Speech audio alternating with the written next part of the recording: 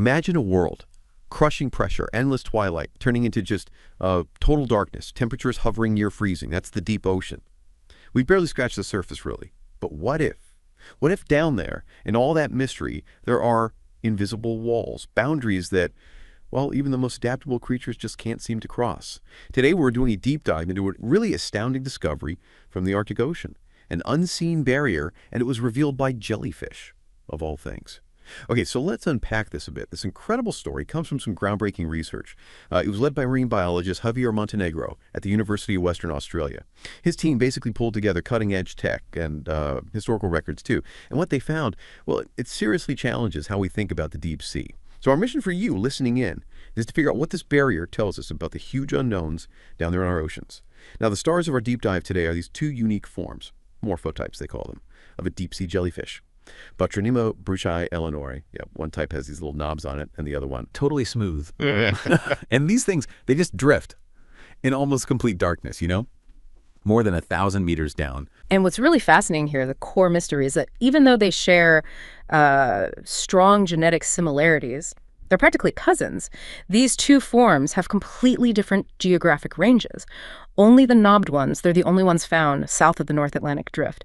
And the boundary isn't just some vague zone, it's incredibly precise. A really sharp line right at 47 degrees north latitude. It's almost like an invisible fence down there. One type just stops. Whoa, hold on. A sharp line at 47 degrees north in the deep ocean. That just sounds, well, it sounds almost impossible. You imagine it being so vast and fluid, Yeah. How did Montenegro's team actually confirm something that precise? Right. It's remarkable. They really went all out. They combined careful net collections, high-resolution photos from ROVs, those are remotely operated vehicles, and they also dug through tons of historical records, sifting through old data, and their findings, pretty conclusive. The smooth Nobilis form, it never shows up south of that North Atlantic Drift region. Never. And that stretches all the way from, say, Newfoundland's Grand Banks across to northwestern Europe. So yeah, it's a persistent, consistent, invisible barrier. Okay, so let me get this straight. They're almost identical genetically, but one form is totally stuck in Arctic water just because of this boundary we can't even see, while the other one, the knobbed one, just cruises right across it. And the DNA confirmed they are basically the same lineage. That really hammers home the point, doesn't it? That it must be something environmental, not like long-term evolution enforcing this split. Yeah, exactly. That's the crucial part. It strongly points towards environmental factors, not evolutionary divergence being the architects of this barrier. And if you connect that to the bigger picture, it immediately brings up this major question. How can maybe subtle environmental shifts, temperature perhaps, or salinity, maybe even different predators, create such stark, invisible divides? Especially in this huge, deep ocean environment, it totally challenges that old idea of the deep sea just being this uniform, boundaryless place. This discovery really throws a wrench in that. That's the absolute key, isn't it? We've explored this central mystery, finding this distinct, unseen deep-sea barrier, a faunal boundary, as scientists call it, and it confines the smooth jellyfish Botronema brucei eleanori strictly to the Arctic, while their knobbed relatives cross it, no problem. Yeah. So, okay, if it is environmental, what are the leading ideas? What could actually be creating this invisible wall down there? Ah, yes, the million-dollar question. We've definitely considered a few core hypotheses for this division. Could it be those subtle shifts we mentioned? Temperature, salinity, maybe specific predators that only live on one side?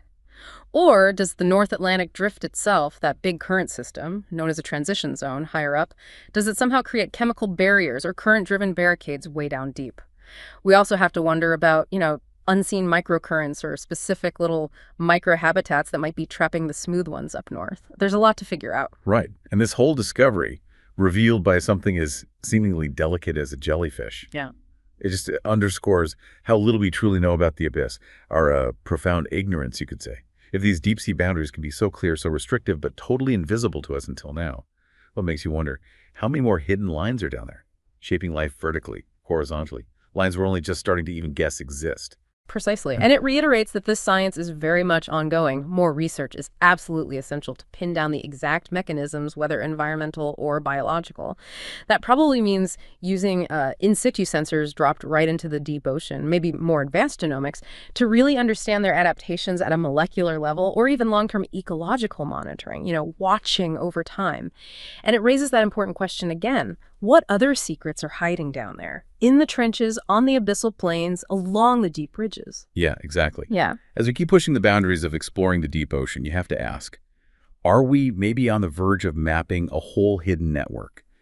Biogeographic lines as complex, maybe even more so than the ones we see on land. What other invisible boundaries are governing life way down below? And, how is finally seeing them going to completely change how we understand our planet's marine ecosystems? Something to think about.